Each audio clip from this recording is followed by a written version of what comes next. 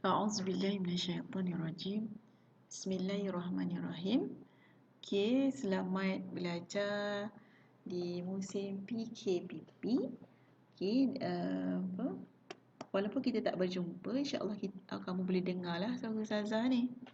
Okey, untuk tajuk seterusnya, sama macam tajuk minggu lepas yang berkaitan dengan kurban dan akikah. Selepas tajuk sembelihan, kita akan tengok tajuk kurban dan akikah. Kalau kita bertemu muka, saya rasa saya akan terangkan terus daripada tajuk yang asal, yang awal tu sembelihan, korban dan juga akikah. Sebab sembelihan, korban dan akikah adalah 3 tajuk yang kita kategorikan sebagai serangkai adik-beradik. Okey, kita tengok minggu ini kita akan tengok berkaitan dengan korban, apa yang kita perlu tahu tentang korban. Yang pertama dari sudut pengertian, hukum, sunat korban dan juga hikmah korban. Kita kena tahu. Okey, kita tengok dari sudut pengertian korban itu sendiri, iaitu menyembelih binatang ternakan al-an'am yang dilakukan pada hari raya korban, iaitu hari raya Aidiladha atau hari tasyrik. Bila hari tasyrik? Kalau 10 Zulhijjah adalah Aidiladha, maka hari tasyriknya adalah 11, 12 dan 13. Dengan tujuan beribadah kepada Allah Subhanahu Wa Taala. Dan hukum melakukan ibadah korban adalah sunat muakkad bagi orang yang berkemampuan dan wajib bagi orang yang bernazar.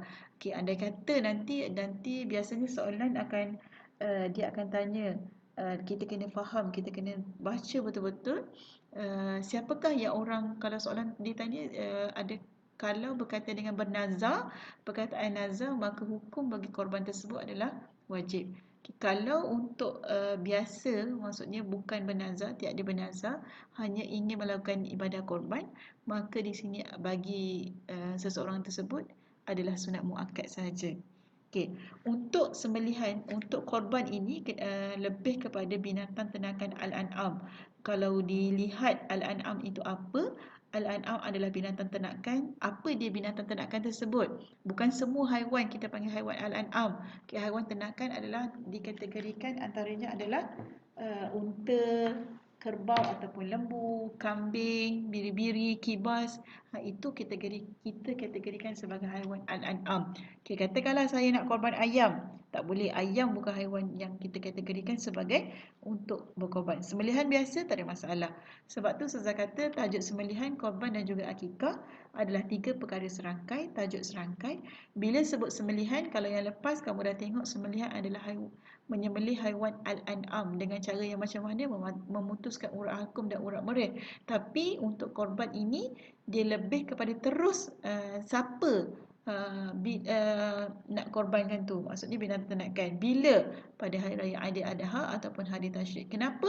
Sebab tujuan beribadah kepada Allah SWT.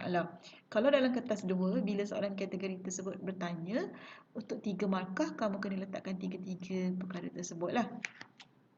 Okay, untuk sunat korban kita kena tahu berkaitan dia adalah membaca sama macam sembelihan. Sama macam sembelihan. Nanti kamu akan tengoklah. Okey, untuk hikmah, apa antara hikmah kita melakukan ibadah korban? Mendekatkan diri dan mencari keridhaan Allah SWT, mengingati pengorbanan Nabi Ibrahim AS. Okey, maksudnya fakir miskin mendapat juga nikmat korban tersebut. Okey, melahirkan rasa syukur kepada Allah, menambah sifat ikhlas dan ketakwaan, dan juga menegakkan syiar Islam. Memupuk, antaranya juga memupuk mahabbah dan silaturahim di antara sesama Islam lah. Bila mana korban, ibadah korban kalau dekat masjid-masjid berlaku, ramai yang akan turun padang untuk sama-sama melakukan. Ini adalah salah satu daripada kekuatan umat Islam itu sendiri. Okey, seterusnya kita terus kepada tajuk akikah. Akikah sama korban tadi. Kalau kita tengok di sini berbeza sikit sangat. Okay, untuk korban tadi kita kata sembelih haiwan al-an'am yang dilakukan pada hari raya Aidiladha. Tapi kalau tengok akikah ini dilakukan ketika mana mencukur rambut bayi yang baru dilahirkan sebagai tanda kesyukuran kepada Allah SWT. Senang cerita, kita kata akikah ni, kenapa kita buat akikah? Sebab rasa bersyukur sangat sebab dapat anak. Okey, tengok. Kalau korban tadi bila masuk dia ada hari-hari tertentu. Okey, untuk akikah kita bila-bila masa sahaja kita nak buat akikah kita boleh buat. Maksudnya bila dapat anak bila-bila tak kisah. 1 Syawal ke 2 Syawal. Tapi untuk korban kalau kamu lihat tadi kita kata pada hari raya Aidiladha sahaja iaitu 10 Zulhijjah dan juga hari tasyrik saja kita boleh buat. Okey, konon Faris kata saya ni nak buat akikah pada 3 Syawal. Boleh tak boleh? Boleh. Kalau dia kata saya nak buat korban 3 Syawal, boleh ke tak boleh? Maka jawapannya tidak boleh. Sebab korban hanya berlaku ketika mana Aidiladha 10 Zulhijjah sahaja dan hari tasyrik. Okey, syarat sah akikah kita tengok hukum dulu. Hukum sama seperti akikah korban iaitu sunat muakkad dan juga wajib bagi orang yang bernazar sama seperti korban. Okey, waktu akikah yang paling afdal adalah hari ke-7 selepas kelahiran bayi tersebut. Ya.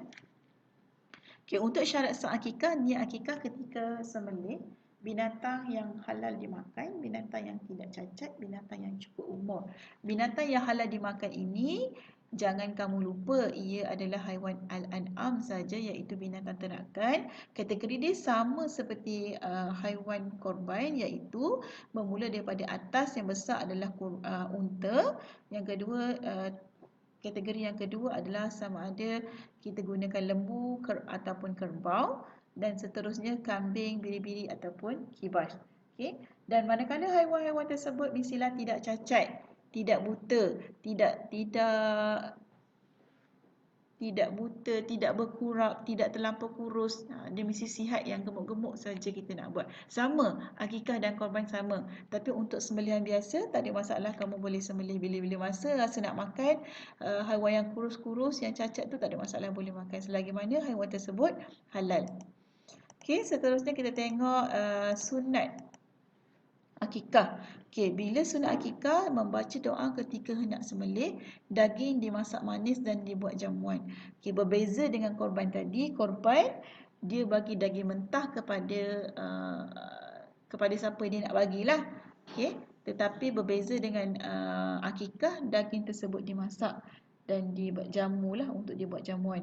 Dan biasanya untuk akikah biasanya orang tak akan masak benda yang terlampau pedas-pedas lah, dan kita akan buat dia masak manis. Manis tu bukan manis yang bergula tu, mungkin dia masak kicap dan sebagainya lah. Okay, untuk mencukur dan seterusnya sunat akikah juga kita mencukur rambut bayi selepas sembelih binatang ternakan. Maksudnya bila kita dah sembelih haiwan tersebut maka bolehlah kita mencukur rambut bayi tersebut. Okay, dan juga tidak mematahkan tulang binatang yang kita buat akikah itulah, sama seperti korban, tidak mematahkan tulang-tulang binatang akikah tersebut. Okey, untuk Ustazah nak uji kamu, cuba kamu jawab dekat dalam buku latihan. Okey, untuk soalan korban ada 4 soalan, manakala untuk akikah ada 4 soalan juga. Okey, kalau yang ikut yang soalan korban, Ustazah nak tanya hukum korban tu. Hukum korban tu kamu boleh jawab 2, sama ada bagi korban biasa ataupun korban orang yang bernazar. Okey, seterusnya nombor 2, senaraikan 3 binatang yang sah dikorbankan. Tadi sudah ada sebut yang sah dikorbankan. Apa dia? Haiwan apa? Okey, bilakah waktu untuk melakukan ibadah korban? Tadi pun saya dah jelaskan. Dan seterusnya nyatakan hikmah korban tersebut. Okey, letaklah 2 ataupun 3 hikmah. Hikmah tu mestilah hikmah yang berbeza lah, yang sesuai, yang kamu rasa apa bila orang dah buat-buat tu dah bagi-bagi sedekah, so apa hikmah dia. Boleh buat tak ikut yang Ustazah bagi pun, kalau kamu fikir rasa itu adalah hikmah, sebab hikmah tu adalah satu perkara kebaikan daripada apa yang kita buat. Okay, Ustazah akan terimalah jawapan, nanti kamu akan bagilah. Okay, untuk akikah juga kita ada apakah pengertian akikah? Pengertian akikah apa? Bilakah waktu yang paling afdal untuk mengadakan akikah? Nyatakan syarat sah akikah. Apa syarat-syarat dia? Kamu boleh nyatakan 2. Kalau nak kalau kamu dah nak buat lebih daripada 2 pun tak ada masalah.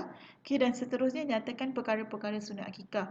Nyatakan perkara-perkara sunat akikah ni kamu boleh ambil sunat sembelihan pun boleh ambil, dan sunat bagi korban pun kamu boleh ambil. Maksudnya bolehlah letak 4 ataupun 3.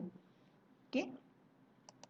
Okey, saya rasa sampai setakat ini saja untuk pertemuan kita pada kali ini. So, selamat menjawab. Ma'at taufiq wan najah. Sekian. Assalamualaikum warahmatullahi wabarakatuh.